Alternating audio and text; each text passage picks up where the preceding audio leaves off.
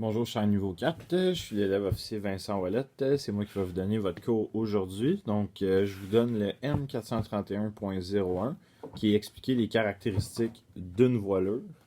Donc, une voilure, on se rappelle, c'est quand on parle d'une aile sur un avion ou un planeur. Dans le fond, peu importe quel aéronef, même un hélicoptère, officiellement, les pales d'hélice sont considérées comme une voilure. Donc, ce qu'on va voir aujourd'hui dans la leçon, on va voir les profils aérodynamiques. Ensuite, dans le fond, tout ce qui a rapport au profil aérodynamique. Ensuite, on va voir les dispositifs hyper sustentateurs. Et finalement, on va voir les déporteurs et les aérofreins. Donc, premièrement, les profils aérodynamiques. Donc, on se rappelle, une aile, c'est ce qui va créer la portance sur notre avion. Puis, dépendamment de son aérodynamisme, puis la manière que l'aile est construite, on va avoir différentes manières de pouvoir créer de la portance avec notre aile. Donc, il y a plusieurs types de formes d'ailes, puis de façons de construire des ailes qui vont nous aider à soit avoir un avion très très très performant, mais qui demande aussi beaucoup de vitesse pour rester en vol, ou des avions un peu moins performants, mais qui vont voler à basse vitesse. Donc un peu comme un petit Cessna versus un avion de chasse. Donc les ailes sur ces deux avions-là sont faites très différemment. Donc on va voir ça aujourd'hui. Donc première chose, on a la corde. Quand on parle de la corde sur un aile, on parle du point entre qui part dans le fond qui commence au bord d'attaque, qui finit au bord de fuite. Donc cette distance-là entre le bord d'attaque et le bord de fuite, c'est ce qu'on appelle la corde. C'est une ligne droite dans le fond qui joint les deux. La corde, dans le fond, c'est vraiment juste une unité de mesure, mais c'est avec ça qu'on va pouvoir aussi déterminer ce qu'on va voir un petit peu plus tard. Donc, dans les profils aérodynamiques, on a les profils aérodynamiques conventionnels, qui dit conventionnel, donc c'est le profil qu'on va voir le plus souvent. C'est comme j'ai dessiné ici sur mon dessin. Donc, c'est quand on a une cambrure. Si on se rappelle, la cambrure de l'aile, c'est dans le fond la grosseur de la bosse ici au début de l'aile. Donc, pour un profil conventionnel, le 25% dans le fond, de la cambrure est fait dans le premier 25% de l'aile, en fait. La cambrure est faite dans le premier 25% de l'aile. Ensuite, ça redescend. Donc, ça, ce qui nous permet, ça va être de créer, dans le fond, de la portance rapidement, mais ensuite, on va en perdre aussi plus rapidement, veut pas. Aussi, on a les profils à écoulement laminaire, dans le fond. Qui dit laminaire, c'est qu'il reste constant. Donc, dans le fond, notre cambrure, elle serait plus faite au centre ici. Donc, l'aile commencerait à monter également, puis ensuite, elle recommencerait à redescendre, plus que de commencer fort au début, puis ensuite de diminuer rapidement. Donc, le point le plus épais, dans le fond, sur l'aile, dépendamment du profil qu'elle a, ça va être le plus. Ça va être ce qui va nous donner le plus de portance, dans le fond. Donc, c'est important de comprendre qu'il y a deux couches, dans le fond, sur l'aile. On a la couche d'air laminaire. Donc, ça, c'est l'air qui est bonne. C'est l'air qui crée de la portance.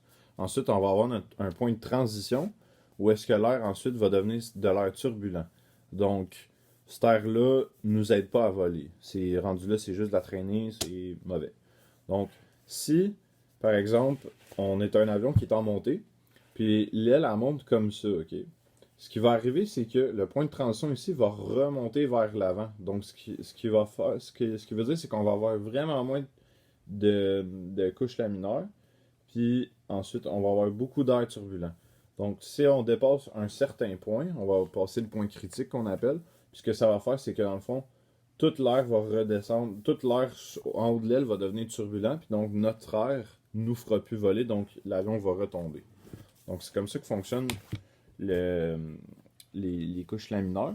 Donc il y a différentes sortes d'ailes aussi qui vont nous aider à faire ça dans le profil aérodynamique, à nous aider à garder bien en vol. On a trois gros types d'ailes, trois grosses catégories.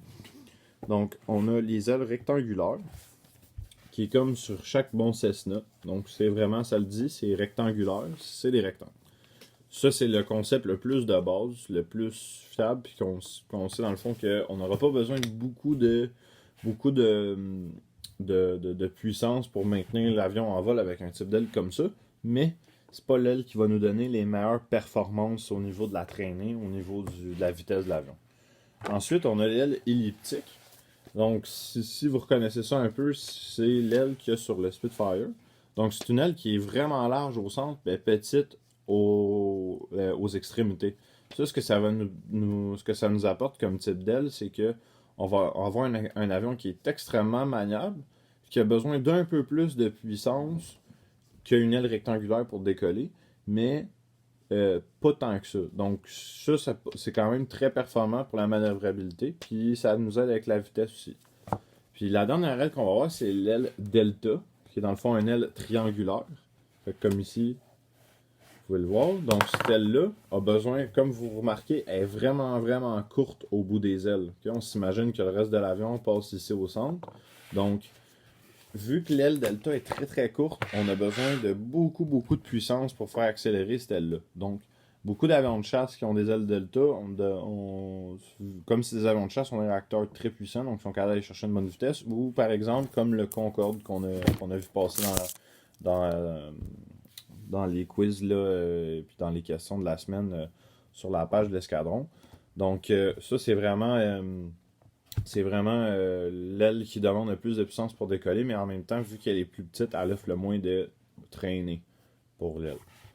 Donc, c'est pas mal ça. Il y a aussi un phénomène qu'on peut faire pour encore aider à augmenter notre profil aérodynamique, d'aider notre portance. Ce qu'on va faire, c'est que on va utiliser ce qui s'appelle le gauchissement de l'aile. Donc, le gauchissement de l'aile, ce que c'est que vous partez du milieu de l'avion, puis là, votre aile, elle s'en va par ici. Mais ce que vous, dans le fond, normalement, une aile, c'est droite. Mais avec le gauchissement de l'aile, c'est qu'on va, dans le fond, gauchir un peu l'extrémité de l'aile pour donner comme une courbe dans notre aile. Puis ce que ça va faire, c'est que au bout de l'aile, on va avoir tendance à faire moins de tourbillons, tourbillons des vortex de bout d'aile. Puis ça, c'est de la portance perdue. Donc en ayant ça, on élimine un petit peu ce phénomène-là.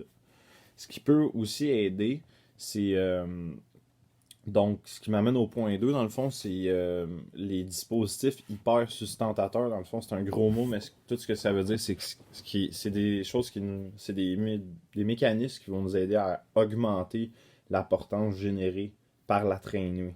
Par la traînée. Donc, on va voir ça un petit peu plus loin exactement. Donc, les saumons d'ailes, qui est les bouts d'ailes, il va y avoir des tourbillons marginaux qui sont là, puis c'est de la portance perdue. Donc, ce que les constructeurs d'avions ont trouvé de faire, on a trois options dans le fond qu'on peut faire. On peut soit, dans le fond, mettre des réservoirs de carburant au bout des ailes, fait que c'est vraiment comme les tanks faits sur le long, qu'on met ça, puis ça crée du poids au bout de l'aile. Donc, ça aide à éliminer les tourbillons marginaux. Ensuite, on peut utiliser des ailettes supercritiques ou en bon anglais des winglets. Donc, c'est comme le bout de l'aile finit comme ça, puis on rajoute une aile un petit peu comme ça. Ça, ce que ça fait, c'est que l'air passe ici, puis au lieu de continuer puis de retourner en dessous de l'aile, elle frappe l'air, puis elle continue de monter. Donc, ça nous aide à, à, à garder de la portance. Ou la troisième option qu'on a, c'est on peut baisser les bouts d'aile. Donc, on a notre aile ici, puis ce qu'on va faire, c'est qu'on va rabaisser le bout de l'aile comme ça. Donc, ici, l'air qui est turbulent sous l'aile va avoir tendance à plus s'échapper vers le bas, puis ça va aider à créer des tourbillons marginaux plus loin, puisqu'on s'en va en créer pareil, mais au lieu d'être collé sur l'aile puis de perdre la portance, ils vont être générés un petit peu plus loin. Aussi, on a les becs de bord d'attaque qui vont venir nous aider. Donc ça, les becs de bord d'attaque, il y a deux façons de les faire. On peut les avoir movibles ou fixes. Donc sur les avions movibles, ça a l'air un peu de ça. Donc vous avez votre aile standard ici, puis vous avez bec de bord d'attaque. Quand il est fermé, quand le bec est fermé, il est collé sur l'aile, on ne voit même pas la différence avec l'aile. Mais une fois qu'on le rouvre, l'air qui va dans le fond frapper l'aile va passer au-dessus de l'aile, mais elle va aussi passer dans la fente ici. Donc on a le bec ici, le bec de bord d'attaque avec la fente. L'air en passant là, ce que ça va faire, c'est que ça va amener notre point de transition beaucoup plus loin en arrière de l'aile. Donc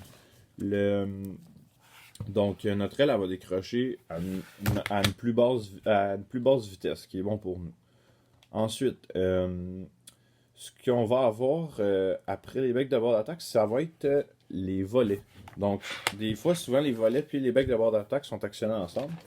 Puis, les volets, dans le fond, c'est comme un bec de bord d'attaque, mais au bord de fuite, donc à l'arrière de l'aile. Donc, et ici, quand les volets sont complètement rentrés, il n'y a pas d'espace, il n'y a pas de fente. En augmentant ça ici, on allonge l'aile. Donc, l'air va continuer à se créer vraiment plus loin. Puis, il y a même de l'air qui va pouvoir passer par la fente puis se reformer sur le volet. Donc, notre point de transition va être vraiment, vraiment, vraiment loin en arrière de l'aile. Donc, c'est pour ça que souvent, si vous avez déjà pris l'avion, les gros avions, pour venir atterrir, ils sortent les volets. Donc, vous avez l'aile normale vue de côté. Puis là, les volets vont sortir, puis l'aile, elle va venir s'agrandir comme ça. Donc, plus que l'aile, elle va grande, là, puis des fois, là, avec des gros avions, on peut avoir le volet, là, les volets qui peuvent descendre jusqu'ici. Puis on dirait vraiment qu'il y a un mur en arrière. Mais ça va aider l'avion à voler. C'est pas juste pour ralentir, c'est surtout pour aider l'avion à voler à une vitesse plus basse. Donc, ensuite, on a les déporteurs et les aérofreins. Les déporteurs et les aérofreins, ça, c'est la seule chose dans le cours de ce soir qui nous aide pas à créer de la portance. Ça, dans le fond, ça détruit de la portance. Ça sert à ralentir. Donc, quand vous avez un aérofrein, comme ça le dit, c'est un frein. Donc, ce qu'on va avoir, comme les roues ne servent pas en vol, on n'a pas de route sur laquelle on peut adhérer, ben on va essayer d'augmenter la résistance de l'air, donc la traîner. Donc, quand on a notre aile, vu de côté encore, un aérofrein, si le devant de mon avion va par là, les aérofreins vont être comme ça, ils vont lever pour venir faire un gros frein, comme leur nom l'indique, pour ralentir l'avion. Ça va créer plus de pornées, parce que c'est comme si on lève un mur en haut de l'aile. Puis ce que ça fait aussi, c'est que ça brise, dans le fond, là, c'est ça va venir briser l'apport d'air ici. Fait que dans le fond, ça va se lever comme ça. Puis l'air, au lieu de devenir turbulent ici, va devenir turbulent là. Donc l'avion va ralentir beaucoup, beaucoup, beaucoup. Donc, en général, c'est surtout ce qu'on a pour les profils aérodynamiques, la forme d'aile. Donc, on n'oublie pas le plus important, la cambrure de l'aile, comment que la cambrure de l'aile elle va être formée. C'est ce qui va nous permettre de créer plus de portance. Donc, si je vous remonte le dessin ici, la cambrure de l'aile, dans le fond, on pourrait la faire là, le plus gros possible. C'est juste qu'à certains moments donnés, il faut beaucoup de puissance pour un avion qui va être aussi épaisse. Mais un avion de ligne, dans le fond, la cambrure de l'aile est très, très, très, très grosse. Puis un petit avion d'entraînement, ben, comme un Cessna, ben, la cambrure n'est pas très grosse. Dans le fond, plus que la cambrure ici va être augmentée, plus que l'avion va avoir une meilleure portance. Donc là-dessus, il va y avoir un petit quiz que vous allez pouvoir aller faire, qu'on va remettre en ligne. Donc le quiz va avoir le même nom que le titre du cours. Donc les niveaux 4, vous allez pouvoir faire ça. Puis si jamais vous avez des questions, là, vous pourrez me poser ça, puis j'essaierai de vous répondre à ça. Donc, merci beaucoup. J'espère que tout va bien de votre côté, puis passez une bonne soirée.